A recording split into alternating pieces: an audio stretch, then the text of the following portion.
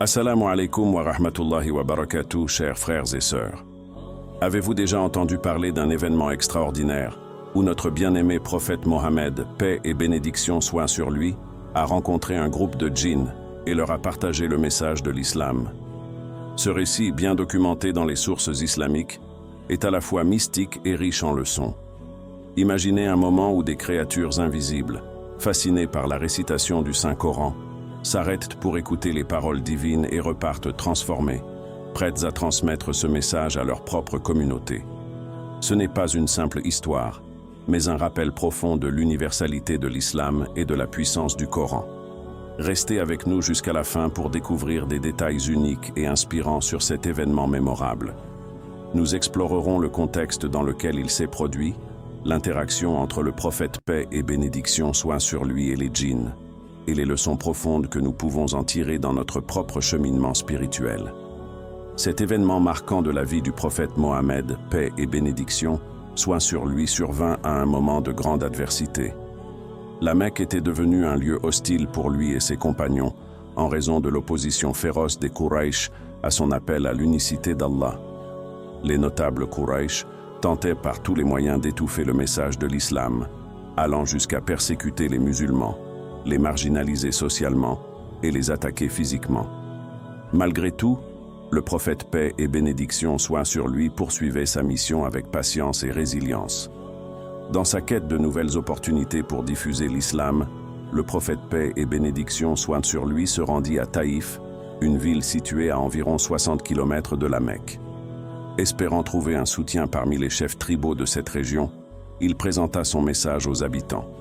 Cependant, au lieu de l'accueillir favorablement, ils se montrèrent d'une brutalité extrême. Non seulement ils rejetèrent son appel, mais ils incitèrent même des enfants et des ignorants à le poursuivre dans les rues en le lapidant. Blessé physiquement et moralement, le prophète paix et bénédiction soit sur lui quitta Taïf, priant Allah pour sa guidance et mettant son sort entre les mains du Tout-Puissant. Sur le chemin du retour vers la Mecque, il s'arrêta dans une vallée appelée Nakhla, située entre Taïf et la Mecque. Fatigué, le cœur alourdi par les épreuves, il trouva refuge dans cet endroit paisible. Cette vallée, entourée par la nature et enveloppée dans le calme de la nuit, devint le théâtre d'un événement extraordinaire qui allait marquer l'histoire. C'est dans cette vallée que le prophète Mohammed, paix et bénédiction soient sur lui, consacra sa nuit à la prière et à la récitation du Coran. Alors qu'il récitait ces paroles divines, quelque chose d'inhabituel se produisit. Un groupe de djinns, des créatures invisibles créées par Allah, fut attiré par la mélodie et la profondeur des versets du Coran. Fascinés par ce qu'ils entendaient, ces djinns interrompirent leur parcours pour écouter attentivement. Cet arrêt improvisé dans la vallée de Nakhla en apparence ordinaire fut en réalité une manifestation de la sagesse divine. Allah avait planifié cette rencontre pour démontrer que le message de l'islam n'était pas limité aux humains, mais destiné à toutes les créatures conscientes, y compris les djinns. Dans la quiétude de la vallée de Nakhla, le prophète Mohammed, paix et bénédiction soient sur lui, passait une nuit dédiée à l'adoration d'Allah. Il se leva pour accomplir la prière du Fajr, un moment empreint de sérénité et de bénédiction, où les cieux et la terre semblent en parfaite harmonie. Il récitait à voix haute les versets du Saint-Coran, partageant ainsi ses paroles divines avec l'environnement qui l'entourait. C'est alors qu'un événement extraordinaire se produisit. Un groupe de djinns, des créatures invisibles créées par Allah à partir d'un feu sans fumée, passait par cette vallée. Ces êtres, bien qu'ayant leur propre monde et leurs propres préoccupations, furent soudainement captivés par la mélodie divine des versets du Coran.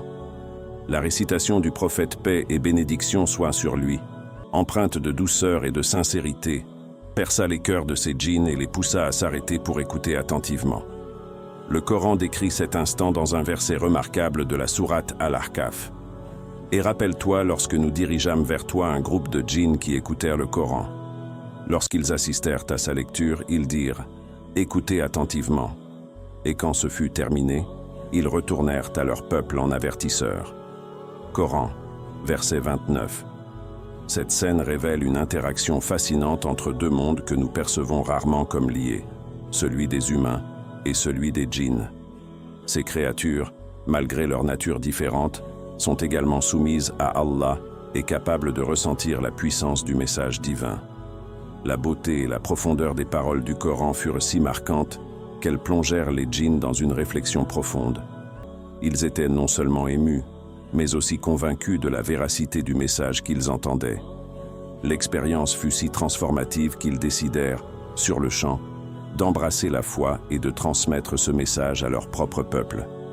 Ce moment illustre également l'universalité du Coran, qui transcende les limites du visible et de l'invisible. La rencontre des djinns avec les paroles d'Allah montre que le Coran n'est pas seulement une guidance pour les humains, mais un message destiné à toute la création consciente. Après leur rencontre avec le prophète Mohammed, paix et bénédiction soient sur lui, et leur immersion dans le message divin du Coran, ces djinns ne se contentèrent pas de garder cette lumière pour eux-mêmes. Conscients de l'importance de ce qu'ils venaient de découvrir, ils retournèrent rapidement auprès de leur communauté pour transmettre le message de l'islam. Leur rôle ne fut pas simplement celui de croyants, mais également celui de daïya, prêcheurs, appelant leur peuple à reconnaître l'unicité d'Allah et à suivre son chemin. Dans la sourate Al-Ahqaf, Allah rapporte les paroles des djinns lorsqu'ils s'adressèrent à leur peuple. « Ô notre peuple, répondez au prédicateur d'Allah et croyez en lui. Il vous pardonnera une partie de vos péchés et vous protégera d'un châtiment douloureux. » Coran, verset 31. Cette invitation de leur part montre leur engagement immédiat et sincère envers la mission qu'ils venaient d'embrasser. Ils exhortèrent leur communauté à écouter le prophète paix et bénédiction soient sur lui, désigné ici comme le prédicateur d'Allah, et à croire en son message pour obtenir la miséricorde et la protection divine. Cet événement démontre de manière frappante l'universalité du message de l'islam. Il ne s'adresse pas uniquement aux humains, mais englobe également toutes les créatures conscientes, visibles et invisibles. Les djinns, bien qu'étant d'une nature différente de celle des humains, sont soumis aux mêmes devoirs envers Allah et sont également responsables de répondre à son appel. En retournant chez eux, ces djinns jouèrent un rôle essentiel dans la diffusion de l'islam parmi leur propre peuple. Leur expérience illustre également l'importance de transmettre ce que l'on apprend et de devenir un vecteur de guidance pour les autres.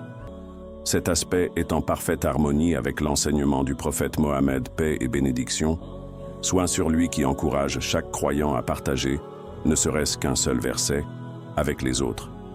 Ainsi, cette rencontre entre le prophète paix et bénédiction, soit sur lui, et les djinns ne fut pas seulement un événement isolé, mais un jalon significatif dans l'expansion de l'islam à travers des dimensions que nous percevons rarement. Elle témoigne de la puissance du Coran, capable de toucher les cœurs de toutes les créatures, et de l'importance de répondre à l'appel d'Allah, quelle que soit notre nature ou notre monde. Leçon tirée de cette rencontre. 1. La puissance du Coran. L'effet profond qu'il a eu sur les djinns montre que la parole d'Allah est une guidance pour tous, humains comme djinns. 2. L'importance de la da'wa. Même dans les moments difficiles, le prophète paix et bénédiction soit sur lui ne cessa jamais de transmettre le message divin. 3. L'universalité de l'islam. Cet événement rappelle que l'islam transcende les frontières terrestres et englobe toutes les créatures d'Allah. Cette rencontre unique entre le prophète paix et bénédiction soit sur lui et les djinns est un témoignage de la richesse de la tradition islamique. Elle nous inspire à réfléchir sur la puissance du Coran et sur notre responsabilité de partager le message de l'islam. Si cette histoire vous a touché, n'hésitez pas à aimer cette vidéo, à vous abonner pour plus de contenu captivant et à partager cette histoire avec vos proches. Barakallahu fikum wa assalamu alaykum wa rahmatullahi wa barakatuh.